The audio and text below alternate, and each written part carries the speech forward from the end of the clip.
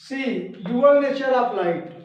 We are going to take today dual nature of light. जो light या प्रकाश निकलती है या जो मैटर है, आगे हम लोग इसको मैटर के लिए भी पढ़ेंगे, राइट। मैटर या पदार्थ, जो भी प्रोटॉन, इलेक्ट्रॉन या आपके कण हैं जो स्पीड से चलते हैं वो रेडिएट करते हैं एनर्जी। ये बात आपने मैक्सवेल थ्योरी में पढ़ी थी कि कोई भी कण, कोई भी प्रकाश का कण हो, चाहे वो कण हो, पार्टिकल हो, वो पार्टिकल, इलेक्ट्रॉन को भी एक पार्टिकल की तरह देखा गया है, लेकिन कुछ ऐसे प्रकाश जैसे है।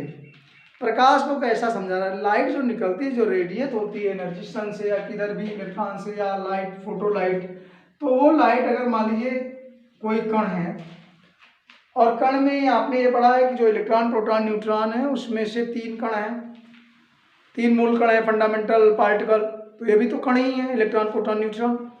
तो इसी तरह से अभी आपने पढ़ा था कि जो इलेक्ट्रॉन या प्रकाश है, प्रकाश में भी कण का पुंज है, इकट्ठा कण है, रेडिएट होती है, लाइट निकलती है। तो लाइट में भी क्या है? अल्फा, बीटा, गामा में भी आपने पढ़ा, अल्फा क्या है? कण है, बीटा कण है, और गामा क्या है? गामा इलेक्ट्रोमैग्नेटिक रेज है, वैद्युत चुंबकीय तरंगें हैं। तो कभी कण कभी तरंग, कभी कण कभी तरंग, जैसे proton, neutron, alpha, beta, gamma में गामा प्रकाश है, प्रकाश की प्रकृति है। तो जैसे ये लाइट भी निकलती है तो लाइट भी तो कण ही होगा, या लाइट कोई और चीज़ है, वेव है, तरंग है। इसी पर दुविधा चल रही थी, तो साइंटिस्ट लोग ने काम किया है, देखो, डुअल नेचर ऑफ लाइट। तो प्रकाश का जो लाइट है वो कण है या वेव है, तरंग है, इस पर डाउट है। तो इस पर अभी 2-3 साइंटिस्ट ने काम किया। न्यूटन ने ये बताया, 1675 की थ्योरी है कि देखो जो प्रकाश है वो कार्पल्स हैं। कार्पल्स का मतलब छोटे छोटे ग्रुप में गुच्छे हैं। लाइट सोर्स से वो गुच्छे निकलते हैं प्रकाश स्रोत से, चाहे सनलाइट हो, चाहे आपके प्रकाश की लाइट हो, बल्ब की हो, ट्यूब की हो। तो लिखा है लाइट सोर्स, ये क्या है? Group of weightless corpuscles. और वेटलेस स्मॉल कर सकते हैं, स्मॉलेस्ट या सूक्ष्म कह सकते हैं, स्मॉल कार्पल्स, छोटे छोटे कण हैं, कार्पल्स हैं, वेव नहीं कहा, कार्पल्स हैं, विच flow with the velocity of light, जो चलते हैं किस गति से? Velocity of light. Velocity of light का वैल्यू आप जानते हैं, उसको c से लिखते हैं, उसकी वैल्यू कितनी होती है? 3 × 10⁸ मीटर पर सेकेंड। तो इन्होंने कहा ये जो कार्पल्स हैं स्मॉल, वो फोटो सोर्स से निकलते तो हैं, लेकिन चलते कैसे हैं? स्पीड ऑफ लाइट से या वेलोसिटी ऑफ लाइट से, c से चलते हैं, इसको c कह रहे हैं, राइट।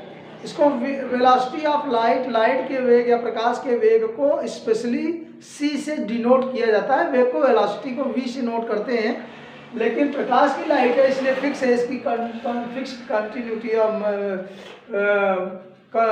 फिक्स क्वांटिटी है, मतलब निश्चित मात्रा है, ये फिक्स है, इसके लिए सी से लिखते हैं प्रकाश की लाइट को। अब कहते हैं ये, फिर बात आती है, नहीं ये प्रकाश है तो कण की तरह नहीं, बल्कि कुछ साइंटिस्ट बाद में कहा, हाइजेनबर्ग ने बताया नहीं, ये वेव की तरह व्यवहार करता है। एक जैसे वेव जानते हो ना, तरंग, तरंग का मतलब चाहे हवा का झोंका या पानी का तो झोंका का तरंग, या तालाब में या समुद्र में तरंगें चलती हैं, हवा का वेव होता है। तो इन्होंने कहा कण नहीं, बल्कि क्या है? तरंग की तरह व्यवहार। ये जो प्रकाश आता है वो तरंग है, कण नहीं है। जो लाइट आती है वो आपस रेडिएशन नहीं है, रेडिएशन एनर्जी जो है वो तरंग है।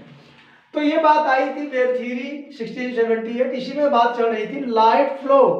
फिर कहते हैं लाइट जो फ्लो होती है, इन्होंने कहा था ये ग्रुप ऑफ कार्पल्स है, स्मॉलर है, वेटलेस है, ये बात इन्होंने कहा। लेकिन बाद में ये बात है नहीं, ये थोड़ा कण की तरह नहीं, बल्कि flow of light flow from the sources in the form of wave. इन्होंने कहा ये तरंग है, और इन्होंने कहा ये कण है, कार्पल्स है ना, कण है और तरंग है।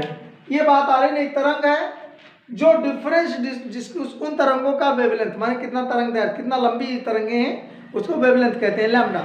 तो लैम्डा और उसकी आवृत्ति, तरंग है तो तरंग की आवृत्ति पर सेकंड कितने तरंगें निकलती हैं, वेव नंबर भी होता है। तो कहते हैं ये तरंग तो है, लेकिन इनका अलग अलग लाइट के लिए, जैसे 7 कलर की लाइट है, तो अलग अलग लाइट के लिए वेवलेंथ अलग अलग होती है। जैसे आपने सुना है, रेड कलर की वेवलेंथ सबसे ज़्यादा होती है, ब्लू कलर की सबसे कम होती है, और आवृत्ति इसके उल्टा होती है। वेवलेंथ और आवृत्ति में इन्वर्सली प्रोपोर्शनल है। अगर वेवलेंथ निकालेंगे तो 1/v न्यू करेंगे, आवृत्ति के उल्टा, या आप आवृत्ति निकालते हैं तो 1/λ करते हैं। मतलब जिसकी तरंग दैर्घ्य ज़्यादा है, किसकी लैम्डा ज़्यादा होती है? Red light. तो रेड लाइट की लैम्डा ज़्यादा होती है तो इसकी आवृत्ति कम होगी, सबसे कम होगी। और अगर इसकी ब्लू लाइट की क्या वेवलेंथ सबसे कम है तो उसकी आवृत्ति सबसे ज़्यादा होती है। तो कहने का मतलब इसमें भी इन्वर्सली प्रोपोर्शनल है। तो इन्होंने कहा कि तरंग की तरह तो निकलता है प्रकाश, जिसके कि अलग अलग प्रकाश के लिए, अलग अलग कलर के लिए वेवलेंथ और उसकी फ्रीक्वेंसी डिफरेंस होती है। कोई डाउट है? अब प्रकाश दोनों बातें हो गई, फिर इसमें कुछ टेस्टिंग हुई बाद में, अभी आप में बता देंगे। जैसे फोटो इलेक्ट्रिक इफेक्ट आपने पढ़ा था, तो फोटो इलेक्ट्रिक इफेक्ट में यही बताया ना, फोटॉन की ऊर्जा, लेकिन जो प्रकाश आ रहा है उससे निकल रहा है फोटॉन। फोटॉन को मैंने तोड़ के बताया था, क्या शब्द बताया था? फोटॉन को प्लस करके फोटो इलेक्ट्रॉन, ऐसा इलेक्ट्रॉन जो सूर्य से निकले, फोटो उसका नाम दे दिया, तो हमने कहा फोटो इलेक्ट्रॉन। तो इसका मतलब इलेक्ट्रॉन उसमें भी आ गया, फोटॉन को क्या? फोटो इलेक्ट्रॉन, मतलब सूर्य से निकलने वाला इलेक्ट्रॉन।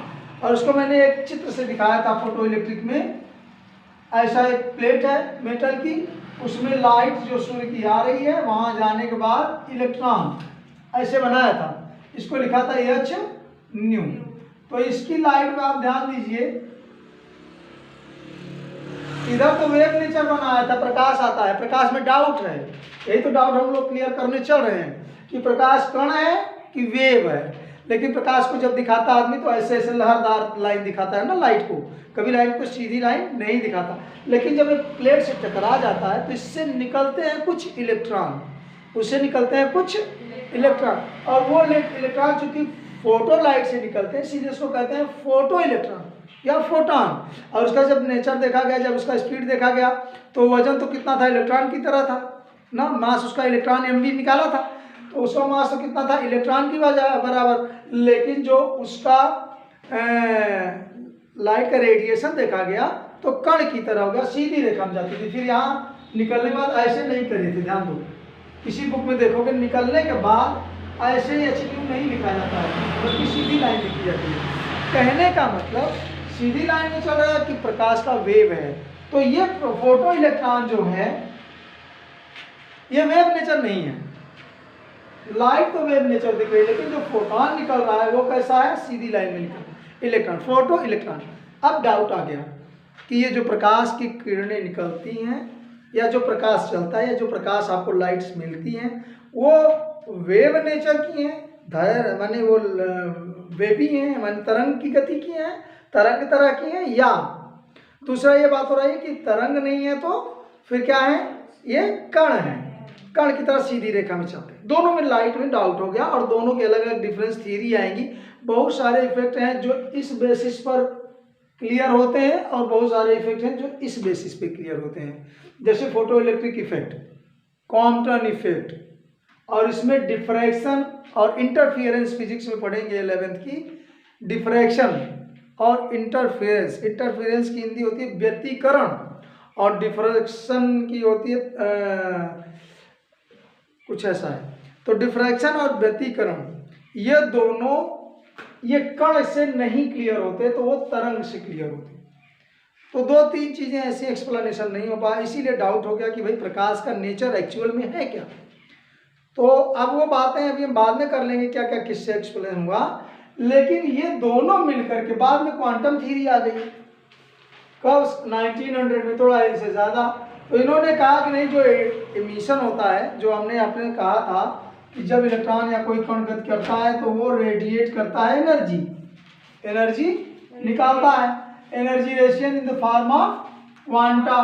क्वांटा माने HU, packets of light energy. तो उस एनर्जी को हमने ऐसे वेव नेचर में दिखा दिया था। लेकिन फिर बात आती है कि जो फोटॉन होता है, जो निकला होगा, उसकी एनर्जी कण के रूप में हो जाती है, और आता है तो वेव नेचर रहता है। डाउट इसमें सिर्फ है कि जो कोई कण है, जो कोई प्रकाश का तरंग है, वो वेव है, तरंग है कि कण है। ये दोनों थियरी आपस में एक दूसरे से इंटरमिंगल हो रही हैं। 100% कोई नेचर नहीं मिल रहा था।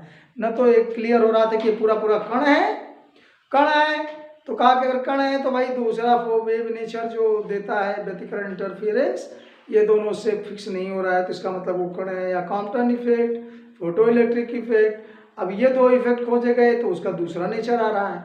तो दोनों में डाउट और इंटरमिंगलिंग चल रही थी। इसको क्लियर करने के लिए बाद में डुअल नेचर देने वाले ये जो शेडिंग पड़ी है, डुअल नेचर दोहरी पट्टी, न तो ये प्योरली कण है और न प्योर वेव है, मतलब ये दोनों के बीच की कोई बात है या ऐसा गुण है प्रकाश की जो दोनों कैरेक्टर देता है, कण की तरह भी और वेव की तरह। मतलब ये अकेला कुछ नहीं है, न कण है न अकेला ये तरंग है।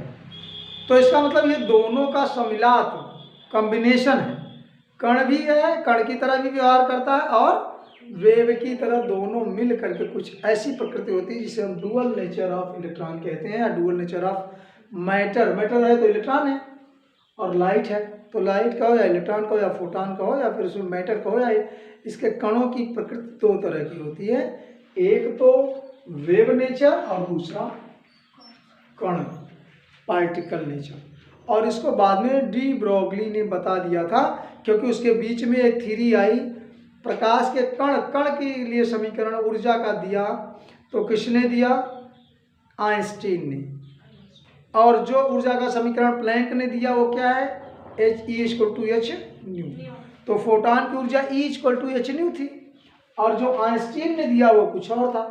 तो उन दोनों को पहले इकट्ठा कर ले तब डुअल नेचर बनेगा। तो एक्सप्लेनेशन करने के लिए भाई ठीक है, आगे देखते हैं किस नेचर का है। तो इसके लिए हमने दो समीकरण लिए। तो ये तो तीन बातें हो गई, कुछ इस पर एक्सप्लेन मिलता है, कुछ इस पर मिलता है, कुछ इस पर मिलता है। तो तीनों का दोनों का कॉम्बिनेशन ले लें दोनों नेचर का। तो ऐसे समीकरण को हम इकट्ठा करके अगर रखते हैं तो आगे चलते हैं डुअल नेचर। लेकिन अभी डुअल नेचर कंप्लीट हुआ नहीं है, अभी लोग लड़ रहे हैं आपस में, साइंटिस्ट लोग कि नहीं ये कण है तो कोई कहता नहीं ये तरंग है। तो अभी फर्स्ट टाइम में आइंस्टीन एक समीकरण दिए,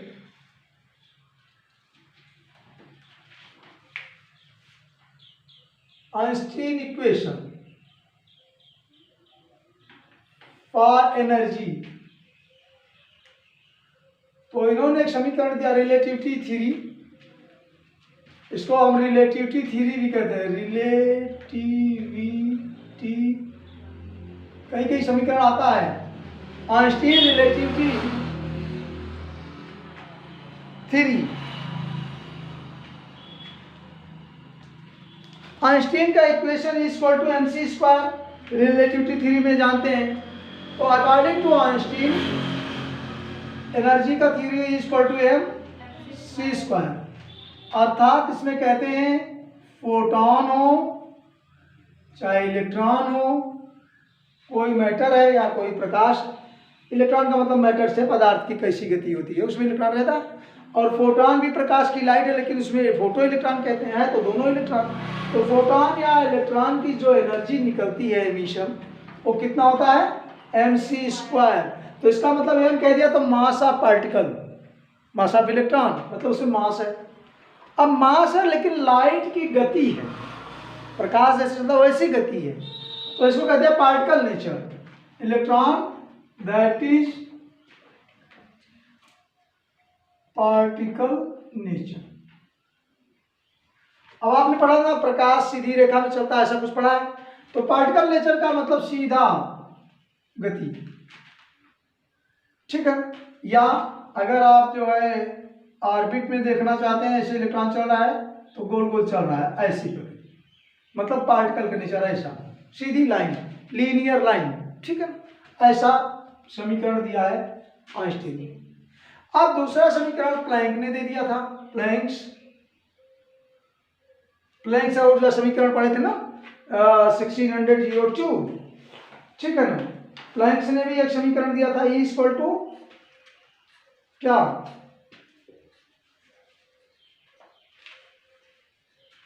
मैक्स प्लैंक ने 1900 में, 1900 मैक्स प्लैंक थ्योरी थी। E= एनर्जी जो निकलती है इन the form of photo electric effect. याद करिए फोटो इलेक्ट्रिक इफेक्ट, याद करिए इलेक्ट्रिक इफेक्ट में क्या थ्योरी दी थी? जो प्रकाश निकलती है, जो एनर्जी निकलती है, वो कितनी होती है? Equal to h nu. ये भी तो समीकरण है। तो एक समीकरण ये है और एक समीकरण ये आपका कण की, ये कण की तरह व्यवहार कर रहा है, m और c है ना, प्रकाश का मास और इसकी लाइट का वेलोसिटी। और यहाँ पर क्या है? ये प्लैंक की कांस्टेंट जो इन्होंने कैलकुलेशन किया था वो, और प्रकाश की आवृत्ति ना, फ्रीक्वेंसी ऑफ लाइट। तो दोनों समीकरण ऊर्जा के ही है ना, मतलब इतना बराबर इतना, कितना बराबर इतना। अगर इसको इक्वेशन नंबर 1 मान लें और इसको इक्वेशन नंबर 2 मान लें तो दोनों एनर्जी के बराबर है ना। मतलब ये जो चीज है, अगर mc बराबर e है, एच न्यू बराबर e है, तो दोनों e एक ही जगह है ना। तो इक्वेशन नंबर फर्स्ट सेकंड से हम ये लिख सकते हैं, ये बराबर इसके है। नहीं समझे? मतलब e इक्वल टू mc है, ये वही इक्वल टू एच न्यू है। तो अगर e को गायब कर ले तो ये इसके बराबर तो आएगा ही ना। तो from equation first and second क्या हो जाएगा? ये बराबर इसके हो जाएगा ना, that is m c square equal to h. दोनों ऊर्जा है, ये भी E है और ये भी E है, तो दोनों आपस बराबर सकती है। जो एनर्जी निकल रही, चाहे एच न्यू का हो चाहे एच सी का हो, बराबर ही होगी, क्योंकि दोनों ऊर्जा है। एक को आइंस्टीन ने कैलकुलेशन किया था और एक को प्लैंक्स ने। ये समीकरण उन्होंने लगभग 1905 में बताया, और ये आपस में बात चल रही, डुअल नेचर और प्रकट नेचर। अब दोनों को अगर बराबर करें तो ये सी, ये क्या है? ये एच के बाद ये न्यू क्या है? Nu equal to c by lambda होता है। आवृत्ति हम ये लोग जानते हैं फिजिक्स में, न्यू या आवृत्ति, न्यू या आवृत्ति ये सी बाई लेमडा होता है। अब सी क्या है? सी क्या है? वेलोसिटी ऑफ लाइट, और लेमडा क्या है? वेवलेंथ, उस लाइट का वेवलेंथ, कौन सा कलर है जिसका उसका तरंग है। तो सी भी जानते हैं और लेमडा भी जानते हैं। दोनों प्रकाश से संबंधित है। ये प्रकाश की आवृत्ति है, तो ये प्रकाश की चाल है, और ये तरंग दैर्ध्य है, ठीक है ना।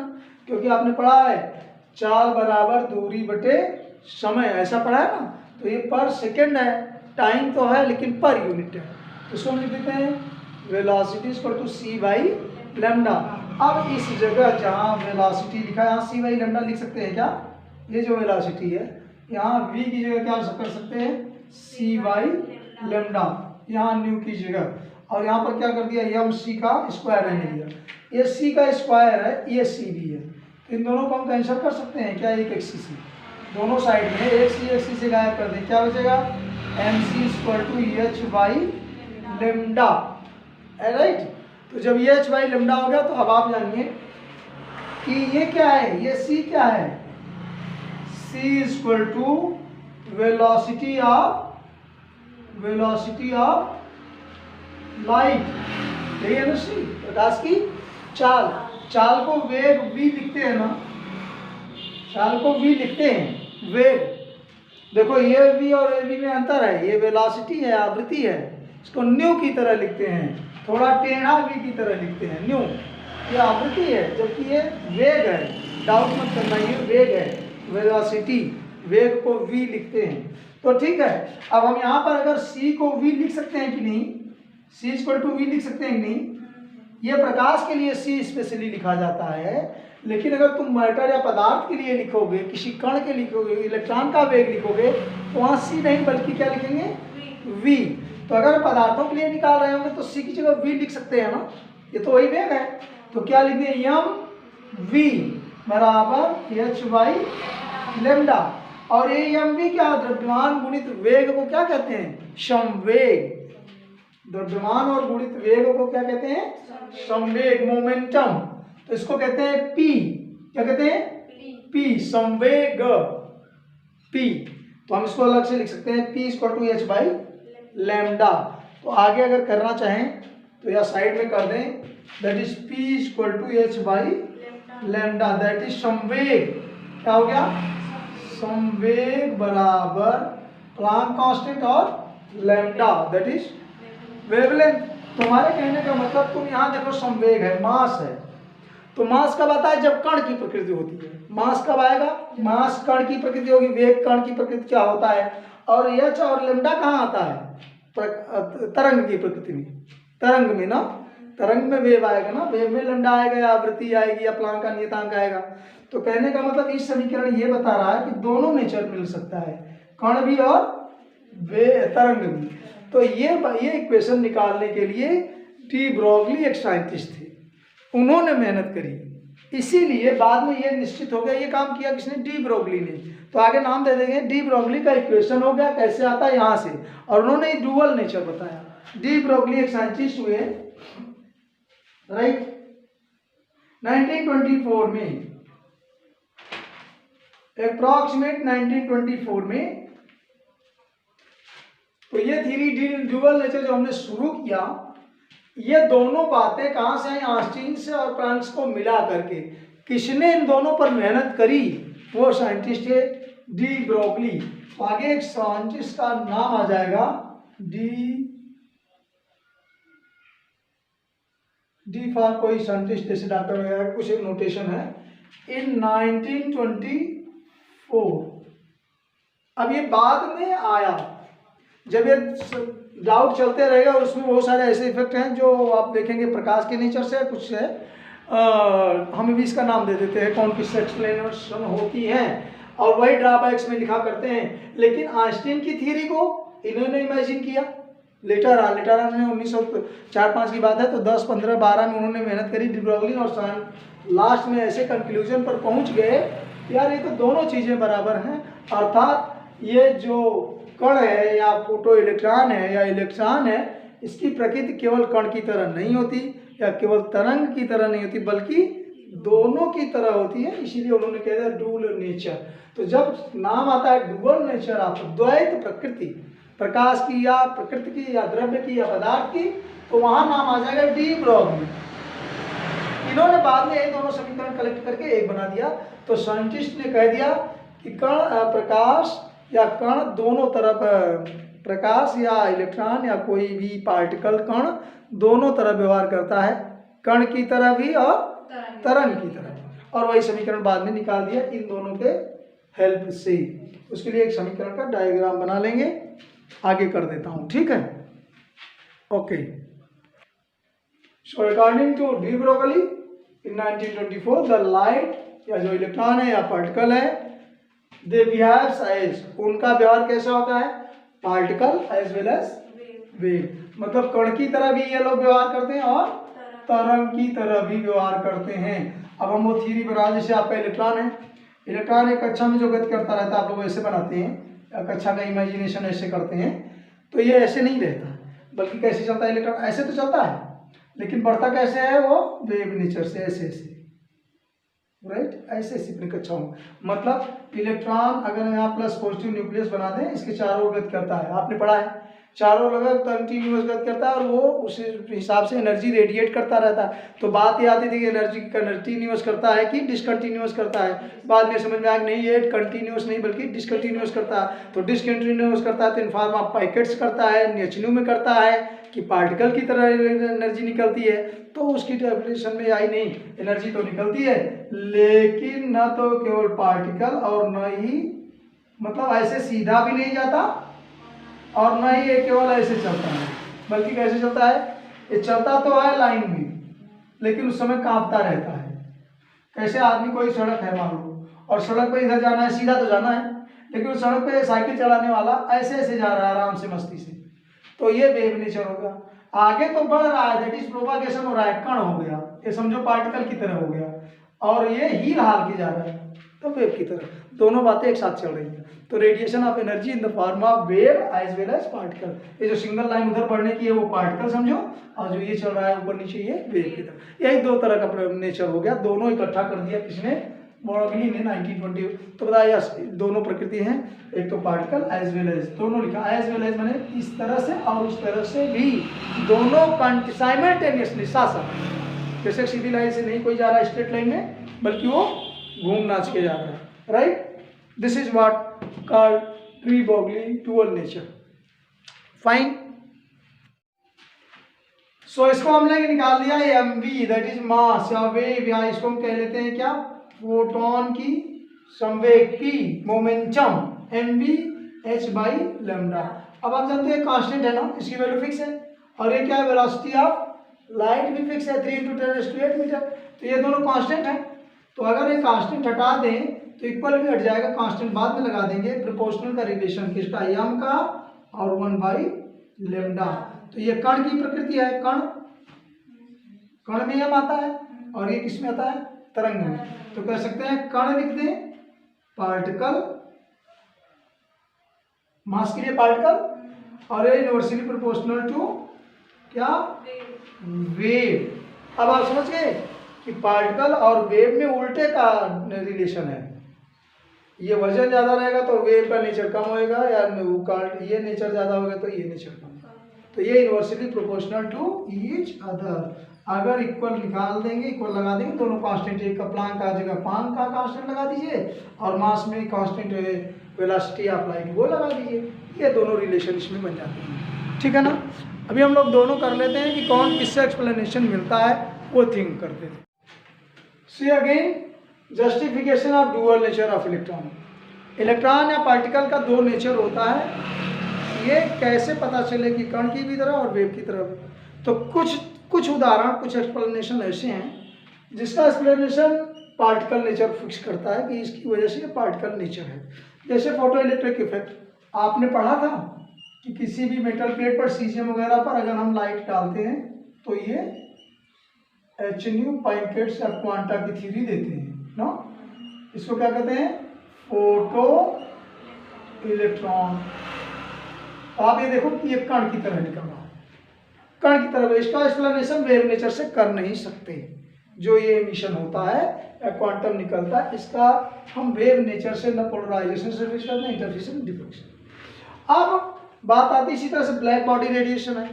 ब्लैक बॉडी में ये हमने बताया था कि ब्लैक बॉडी क्या होता है, जो 100% ऑब्जर्वेशन करते हैं किसी भी एनर्जी का, complete observation of energy and emission, पूरा एनर्जी को ग्रहण कर ले और एनर्जी को निकाल दे। आदर्श पुस्तिका में हमने पढ़ाया था।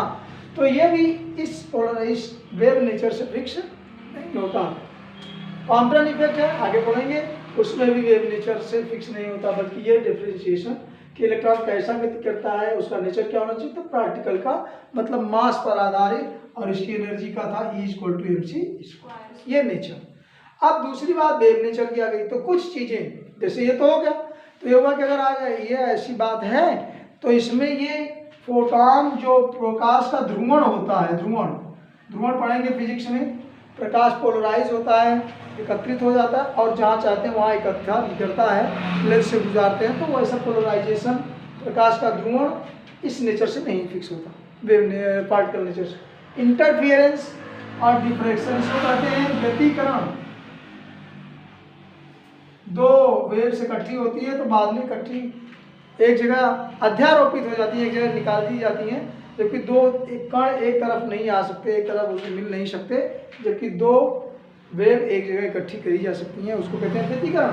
और इसी तरह से डिफ्रैक्शन या इसको कहते हैं विवर्तन, जो प्रकाश में छाया पड़ती है, पीछे शेड बन जाता है, परछाई बन जाती है, उसका भी फोटो लाइट में जब आप पढ़ेंगे 11th फिजिक्स की बुक में, विवर्तन की एक घटना होती है या डिफ्रैक्शन ऑफ लाइट का बिखराव हो जाता है। अगर पार्टिकल नेचर होता तो सीधी रेखा में चलती, लेकिन जैसे हम खड़े हो गए और हमारे ऊपर आपने टॉर्च लगा दिया तो पीछे हमारी परछाई बन जाएगी। तो ये जो परछाई बन जाएगी, अगर प्रकाश सीधी रेखा में चलता है तो यहाँ से एकदम पीछे काला होना चाहिए, तो पीछे जो झलपल प्रकाश, हल्का प्रकाश मिल जाता है, कहीं टॉर्च मारो सीधी दिशा में, उसके अगल बगल भी लाइट पड़ जाती है। जैसे हमने टॉर्च लगाया सीधे, तो सीधे लाइट जानी चाहिए, अगल बगल उजाला क्यों रहता है, थोड़ा थोड़ा कुछ महसूस होता है ना हल्की लाइट, तो वो क्या है। अगर पार्टिकल नेचर तो सीधी रेखा में चलता, E=mc² से सीधी रेखा में चलता, तो इसका मतलब अगल बगल भी जो लाइट हल्की उजाला प्रकाश हो जाता है, जहाँ आप मान लो लालटेन जलाते हैं या चूल्हा जलाते हैं, तो उसके अगल बगल थोड़ी सी लाइट पड़ जाती है अपने आप बिना सीधी रेखा में होते, तो इसका मतलब कुछ तो ऐसी भी घटना होती है जो कुछ अलग है, तो वो वेव नेचर है, ठीक है ना। तो ये कुछ ऐसे उदाहरण मिलते हैं जो वेव नेचर फिक्स करते हैं कि वेव नेचर का इलेक्ट्रॉन या प्रकाश का गुण होता है। कुछ ऐसे कहते हैं नहीं, ये पार्टिकल नेचर है, यही डुअल नेचर चल रहा, इसके लिए ही बाद में, ये पहले की घटनाएं हैं और ये दूसरे पर अध्यारोप मतलब ये अपवाद है कि भाई ये नहीं होता। अच्छा आप बताओ, अगर ये ऐसा होता तो ये क्यों नहीं होता, या फिर ये होता तो ये ऑब्लिगेशन है। इसके आधार पर ही डुअल नेचर बाद में डी ब्रॉगली ने फिक्स किया कि यस, प्रकाश न तो केवल कण है न तो वेव की प्रकृति है, बल्कि दोनों का कॉम्बिनेशन। इसो के नाम ये घटनाएं भी आप फिजिक्स में पढ़ेंगे, तो इसके लिए अभी यहाँ पर बताएंगे। ए इक्वल टू एच न्यू और ए इक्वल टू एल सी। जब ये कुछ लोग साइंटिस्ट किस बात पर जोर दे रहे थे और कुछ साइंटिस्ट किस बात पर जोर रहे थे, तो दोनों को इकट्ठा कर लिया गया, दोनों को